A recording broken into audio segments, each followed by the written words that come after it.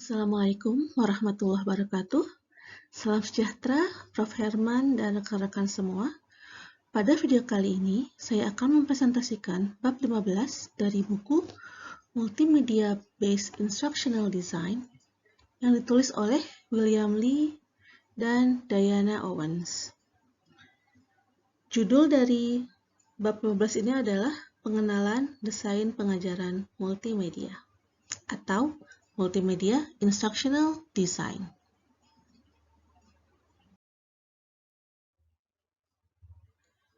Fase mendesain bisa dilakukan setelah seluruh data terkait asesmen dan analisis telah dikumpulkan. Alur pada fase desain bisa dilihat di diagram berikut. Fase desain adalah fase perencanaan pada suatu proyek multimedia. Perencanaan adalah faktor yang sangat penting dalam kesuksesan suatu proyek. Banyak proyek yang gagal karena perencanaan yang kurang baik. Outcome dari fase ini adalah dokumen spesifikasi rancangan program atau Course Design Specification yang memberikan gambaran detail tentang bentuk intervensi jika proyek tersebut sudah selesai dibangun. Dari diagram di atas, kita bisa melihat alur pada fase desain. Setelah analisis, kita masuk ke dalam fase perancangan. Ada 5 tahap pada fase desain ini, yaitu menjadwalkan pengerjaan proyek, mengidentifikasi anggota tim, menentukan spesifikasi elemen media yang akan digunakan,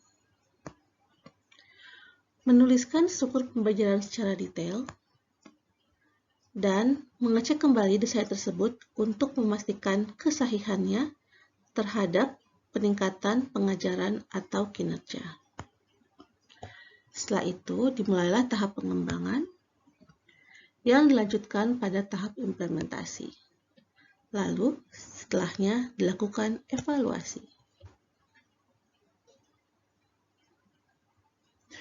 Penulis merekomendasikan untuk menyelesaikan fase desain ini sedetail yang bisa dilakukan sesuai budget dan waktu, agar bisa menghindari kerja ulang pada saat memulai fase pengembangan. Penjelasan lebih lengkap terkait elemen spesifikasi rancangan program atau Course Design Specification bisa dilihat di slide selanjutnya. Pada tabel ini kita bisa melihat elemen-elemen Course Design Specifications atau CDS.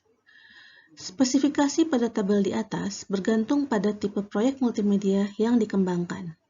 Misalnya, jika proyek yang akan dikembangkan adalah berupa pembelajaran jarak jauh, maka proyek tersebut akan memerlukan komponen jadwal atau schedule yang lebih detail. Atau jika melibatkan elemen media berupa video, perlu ditambahkan penjabaran terkait naskah, pencahayaan, dan lokasi syuting. Dengan melesatnya inovasi pada bidang multimedia, hal ini juga membawa pertimbangan-pertimbangan baru pada desain pengajaran multimedia. Contohnya adalah SCORM dan LMS. SCORM adalah singkatan dari Searchable Content Objects Reference Model, dan LMS adalah singkatan dari Learning Management System. Saat ini, banyak pelanggan yang menginginkan suatu proyek multimedia bersifat SCORM compliant, di mana SCORM akan memecah konten pembelajaran menjadi objek-objek pembelajaran yang kecil dan bisa digunakan ulang di berbagai program, namun hanya perlu dibuat sekali saja. Objek-objek ini disebut dengan Reusable Content Object atau RCO. RCO dapat dikombinasikan secara otomatis menyesuaikan dengan kebutuhan pembelajar. Multimedia yang memiliki sifat SCORM compliant akan mampu mendukung personalized learning karena kombinasi RCO akan disesuaikan dengan hasil asesmen awal. Kemudian ada LMS. LMS mulai banyak digunakan pada pembelajaran berbasis internet atau e-learning. LMS mampu mengotomatisasi proses taktis dalam penyampaian pembelajaran. LMS bisa dianalogikan seperti kantor pendaftaran di sebuah universitas.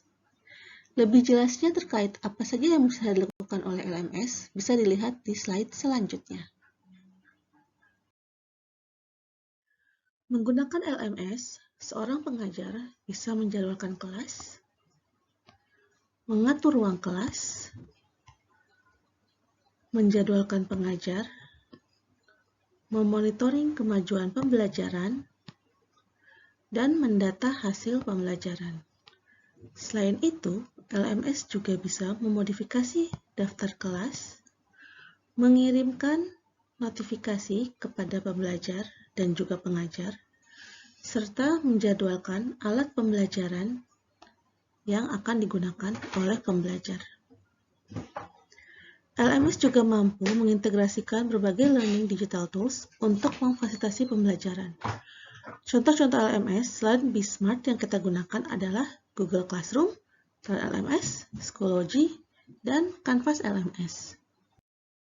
Kesimpulan dari bab 15 ini adalah fase desain memerlukan data yang didapatkan pada fase analisis dan asesmen proyek untuk membangun roadmap pengembangan proyek tersebut. Proses ini adalah kesempatan untuk merancang intervensi yang akan diberikan, mendokumentasikan rencana, dan memastikan apa yang dituju sebelum proses pengembangan dimulai. Demikian presentasi dari saya. Mohon maaf jika ada kata-kata yang kurang berkenan. Wassalamualaikum warahmatullahi wabarakatuh. Salam sejahtera untuk kita semua.